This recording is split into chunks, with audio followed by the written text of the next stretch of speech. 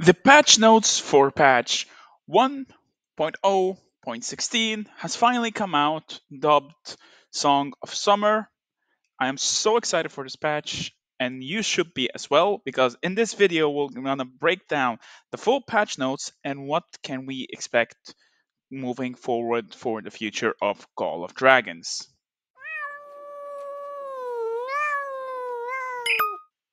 What is up, guys? Meower here, back with a brand new Call of Dragons video. So finally, Song of Summer patch notes has finally been revealed.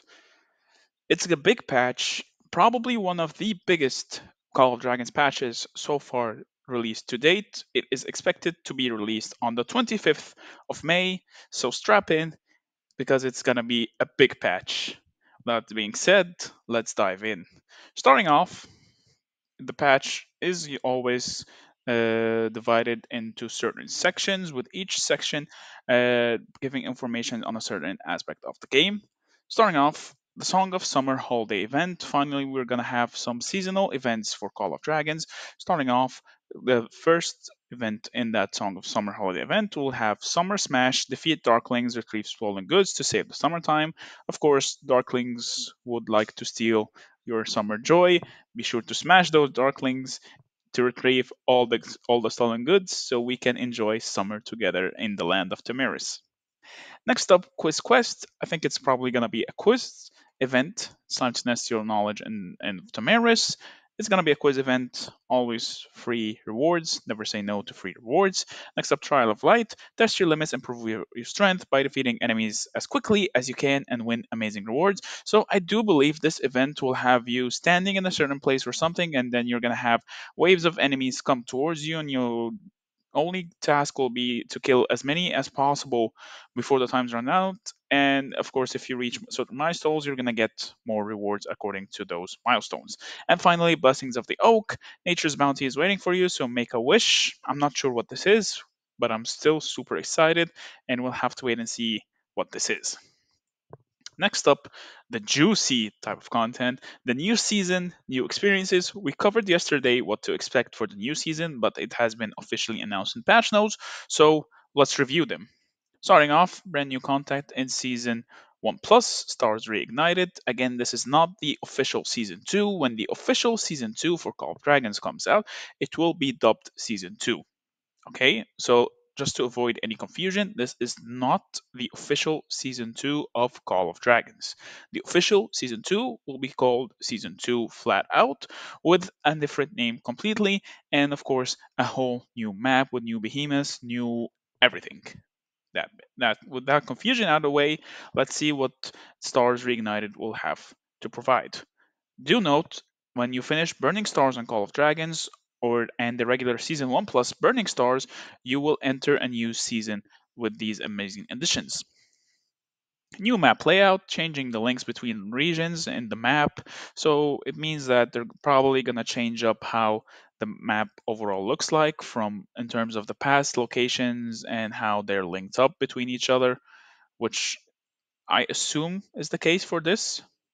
But again, we'll have to wait and see. This does happen next week, so be sure to subscribe to the channel because we will be some of the first players to experience this, and I'll try to document as much as possible for you guys and for your entertainment. Next up, new starting points. Areas and starting legions now have regions, sorry, now have more plentiful resources and more points to contest. So I would assume by points to contest, meaning new behemoths or additional behemoths per region. We'll see, because already I do believe there are way too many behemoths in a single starting region, at least not in zone 2 and 3. At least in zone 1, I think there are way too many behemoths for a zone, not really providing a lot of conflict there, but we will see. More plentiful resources. They're going to introduce resource nodes from level 5 to level 8 starting in this season, so we'll see how those are. We already know what level 5, 6, and 7 give. You can find out what level 7 gives from Lucia's horn when you summon it, but I think it is around 1.1 million gold and wood, 850,000 ore, and 360,000 mana. Next up, some new pass modes. So passes now are not contestable unless you have a behemoth layer in the passes region. So if you're trying to invade a region, for example, if you want to go from Celtia here all the way into Sophrostia, you're gonna have to at least have a single behemoth here before you can start contesting the pass of Sophrostia, and so on and so forth. And the same goes for Sophrostia into the other zone. And I think this applies to all the zones right now. But again, we'll have to wait and see how it looks like. But I do believe that is the general consensus of this change. Next up, new village gameplay. Villages will now be useful. Finally, raid villages own your alliance to gain various powerful buffs. I think instead of having to refresh villages, you're now going to have to raid them, kill the darklings occupying them, make it a little bit more interactive than just having to send the builder and go AFK and forget completely about it. Next up, new challenges and opportunities, higher level resource nodes. We've already said that from level 5 to 8. And new Darkling Forts, higher level. Ooh, Darkling Forts, as you guys know, provide some of the highest rewards in the game for command points, especially in terms of resources. It did get nerfed a little bit for speed ups and for books, but it's still some of the best investments for your command points, especially level 6 forts. So we'll have to see what level. I assume they would add all the way to level 10, maybe? Who knows? We'll see. Next up, new ways to grow in Season 1 Plus. Now, this is the juicy part. Epic heroes can now reach 5 stars. So, if you don't know, commanders as they are right now are capped at 4 stars, while we had some changes here in the artifacts that they can go all the way to 6 stars, providing different bonuses. So, I would assume the same would happen for commanders now. Epics will be locked at only 5 stars, so be sure to save up all of the gold stars and purple stars right here. I have been exchanging mine in the goblin shop, so don't repeat my mistake. And of course, the new changes will provide extra bonuses for the commanders and such as the powerful new buffs allow you to mitigate your opponent's attack and penetrate your defense. Depending on the numbers, this can either be noticeable, decent, or extremely broken. We'll see, because when artifacts first came out on the 4 and 5 stars, it was a flat 10% damage dealt bonus and a flat 10% damage taken reduction. So hopefully the numbers are not too high, not to upset the balance of the game. And of course, legendary heroes will be able to reach 6 stars, further emphasizing the power of legendary heroes and slightly lowering the gap between them. Next up, heroes will be able to gain XP through PvP battles. This feature will be enabled as the Augur Stone progresses. This will not be the case from the start. I think this will start with the merit shop because merits usually start at Pass 1 opens. Once heroes reach level 50, they can only level up to level 60 through this method or via gathering if they possess the relevant talent.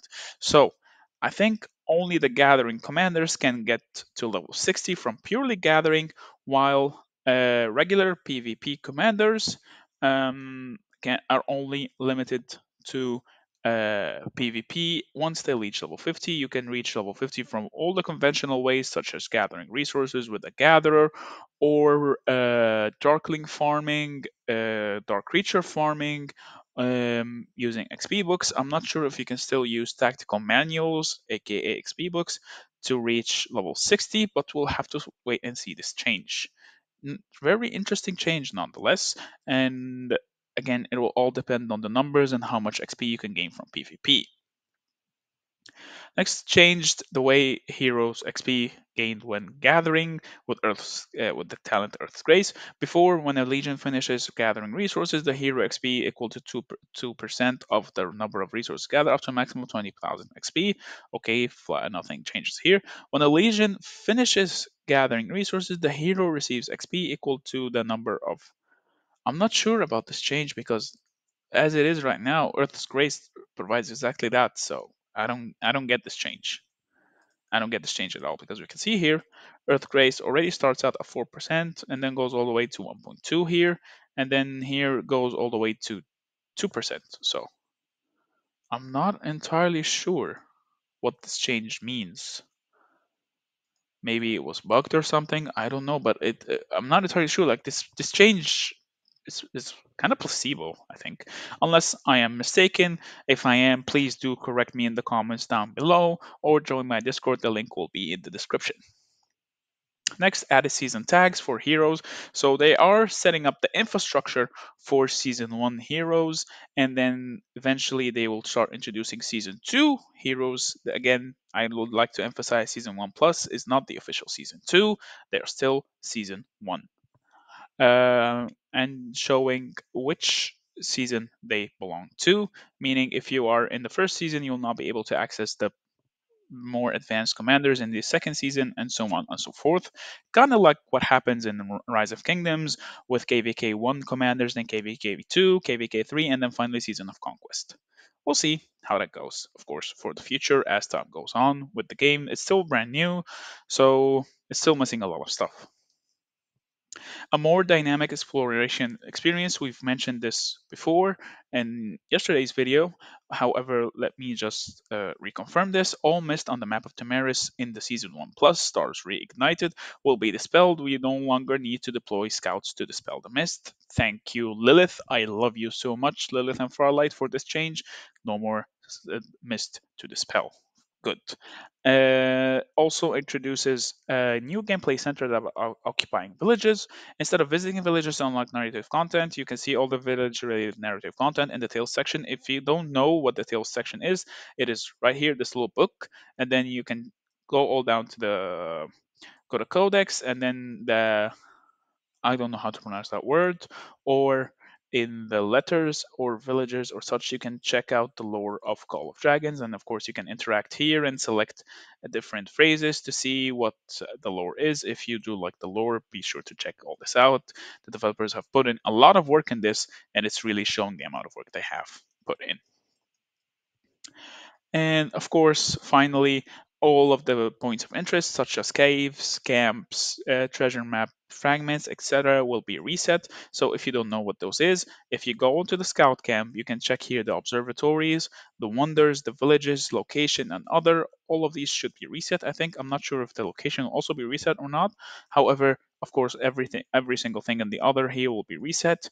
Don't be mad about this because this means more free items and potentially resources, speed ups, etc., etc., etc. Never say no to free stuff. Now, more enjoyable events. The new Riches of the Forest event is coming to Season 1 Plus. That artifact you've had your eye on could be yours before you know it. This could be a really good event or a really bad event. Forge of Light event is somewhat similar. It is really underwhelming and one of my least favorite events in the game. I hope this one is much better. Nothing else is said about it except that the artifact you've had your eye on could be yours before you know it. So we'll see. Maybe it'll have a system where you select the artifact that you want and then try to spin for it. Who knows? Next up, Royal Rankings event has been changed. Instead of receiving Thea, players will receive the city theme, Northern Winds. Speaking of city themes, it seems that city themes have finally made their way into Call of Dragons. Now, I would like to full disclose that I am not a fan of the city theme mechanics in these games. I feel like they bring in a an unbalanceable dynamic that rewards either older players or players that hoard, spend more money to get more advantage. Even though I am a spender myself, and I don't hide it. As you can see, my entire system mail is full of bundle purchase. So yes, I am a spender myself, and I am not a fan of city themes. But this is my personal opinion after all.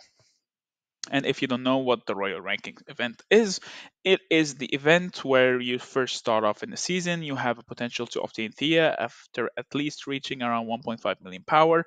Correct me if I'm wrong on this because we did not receive this in SS1-2, but I did see it in the newer servers. Next up, reduce the difficulty of the Crucible of Courage event. Nothing else to say here. Fix an issue where artifact skills could accidentally target other players' enemies. during the Crucible event. So I hope this fixes where if you use an artifact skill, it does not trigger the neutral Darklings, because it does get annoying after some time and just a waste of CP. Number four, an improved alliance system. You can now see the daily changes to alliance members in your alliance power personal rankings. You can now see weekly changes to alliance merits in your personal merits ranking.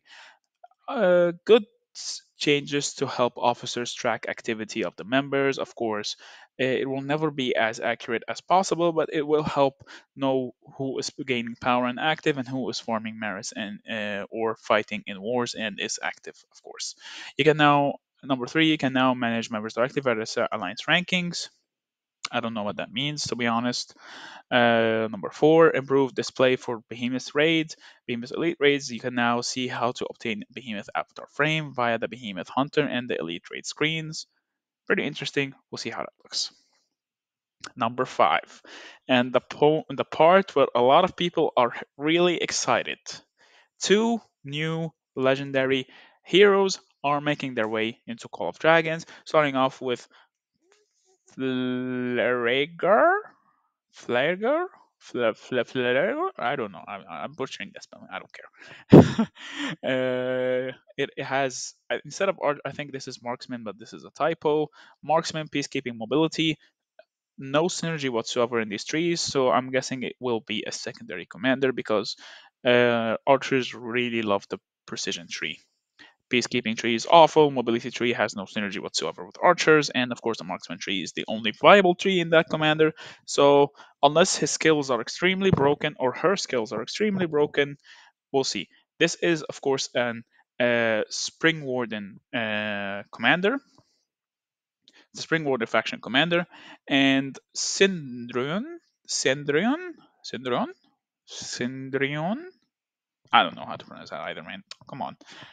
Give us commanders that are easy to pronounce. Farlight, come on, don't do this to us. It's gonna be a marksman rally precision. This is gonna be the second rally commander we have in Call of Dragons. We'll see how what his skills are, because as it is right now, Nico Hosk is one of the best rallies, and so is Bakshi Emrys.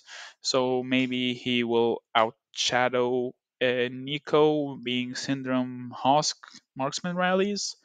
We'll see. We'll see, because there is a change to rally and garrison talents that we're going to dive into, which in my opinion is a complete game changer. They're going to add two new legendary artifacts, Rattle Spear and Spring Blades, available from the Forge of Light. We don't know what type of artifacts they are, and I would assume one of them is spears, so maybe infantry, and Spring Blades maybe archers. They're going to add them from the Forge of Light first and the Riches of Forest events, and then eventually they will make their way to their regular summoning pool. Now, this rally talent change is extremely interesting in my opinion, because of the severity of the change and how it can completely shift the rallying meta. So now it reads: Expeditionary Force is now fair offense. While serving as rally captain, you can force the enemy rallied army or garrisoned army into a fair fight. In a fair fight, all unit skills are disabled, and the attributes of infantry, cavalry, marksmen, and magic units of the same level, so the same tier, will be adjusted to the same values.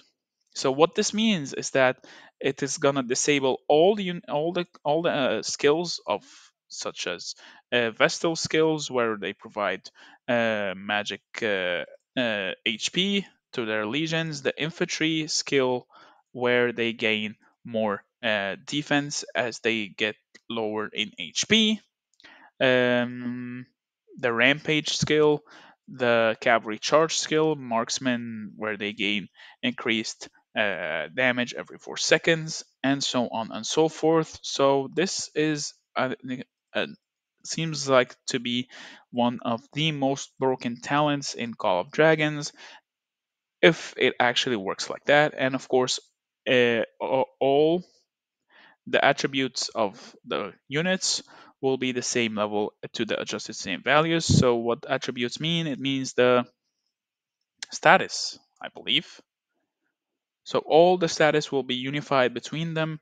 So if you have an advantage against your enemy, you're gonna make them same power as you? Maybe? Question mark. We'll definitely need to be running some tests on this, unless of course it completely eliminates the unit advantage system, but I don't think it does. Hmm. This has potential to make or break pass rallying and garrisoning going forward. Of course, this is the same thing for defense. Kingsguard is now a fair defense, where serving as a garrison captain, you can force the enemy's rallied army into a fair fight. And fair fight, all unit skills are disabled, and the attributes of all units will be the same, of the same level. So, same level means same tier. So, tier 4 units will have equal attributes, and tier 5 units will also have equal attributes, and so on, to all be the same values. And they're going to adjust Ordo's talent to align his foundation with those of other non-gathering heroes, and they're going to remove Earth's talent from him, so he's not going to be your fifth gathering commander anymore. It'll only be the other four: Kela, Chaka, Pan, and Indus. We definitely do need a fifth gathering commander, though. Farlight, please give us a gathering commander. That is good. Number four, fixed issues where legions will be blocked while marching for rules. While marching, rules for adjustment has been changed. So, if you guys remember, a couple of weeks ago, there was an open field overhaul change for the open field combat. It seems like they're gonna be reintroducing this. So, I will just drop the link to the video in the card up on the right of your screen right now, where they discuss, where I go through these changes and gives you example of it. Next up, other improvements. New players will be able to change their server by faction selection. Don't care. You can now decorate your city with city themes. City themes are unlocked at city level 5. Tap your city on the map to access city theme on the menu and make a great hall and nameplate stand out for the crowd. Woo! City themes! Yay! In order to allow you to heal more quickly, free healing has been replaced with elixir healing. This can either be way more OP than free healing or slightly weaker. We will have to wait and see the numbers. Of course, you can increase your elixir production by upgrading your hospital buildings and acting policies. Elixir is automatically stored in your hospital building and can be used at any time. Using elixir will immediately heal units without costing resources. Free healing speed has been replaced with elixir production speed. Elixir has maximum storage limits. Be sure to plan ahead so you know when you're going to need it. So elixirs will pretty much work the same system as helmets that you can buy from the merit shop. If you don't know what those are, let's see if I have any. I sadly do not have any. They work. They should work the same exact way as helmets. Medical supplies. They instantly heal civilian units in the hospital, and they get scrapped at season end. Let's continue. That being said, let's continue. Let's go back here. Um, they added a tutorial section to the tail screen. Don't care.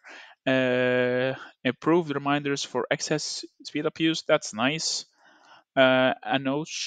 Annotations have been added to some key game concepts, offering more detailed explanation. Don't know what that is.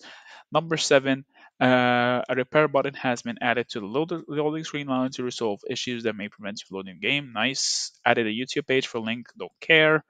Added a UI border offset option, allowing you to customize the distance between the UI and the screen edges. Don't know what that is. And then number 10, like this just changes the power budget of Soren's Blade so much. It now reads you can deal damage up to 5 units and enemy legion instead of the usual 2. It's said here. Now let's see where is Soren's Blade. I don't use that artifact at all. Maybe people should start using it now. Up to 2, but instead it should be 5. So maybe this is a buff to Solen's Blade or just an eye opener for it. And of course, PC version, my favorite version, improved graphics and a new graphics setting to the PC version. Whoa, let's go. So overall, one of the biggest patches by far, and probably one of the longest patch breakdowns I've ever had the pleasure to do.